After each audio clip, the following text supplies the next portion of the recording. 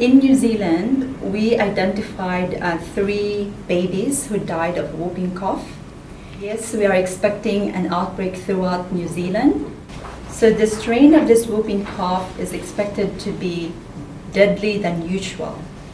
Whooping cough is highly preventable with vaccines, and this is absolutely free for babies and children and pregnant moms.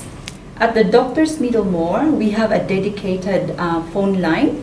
You can call us, press 3, and you can leave a message, and someone will call you back in 1 business day. And you can speak to one of our nurses to discuss about booking for an appointment with this vaccine. That nurse will gonna check on your child's immunization record, and we'll discuss it with you. If the child needs catch-up immunization, we will arrange for an appointment for you in that one. It's just fine if you cannot remember your immunization status of your child. Just give us a call and we can book an appointment with that.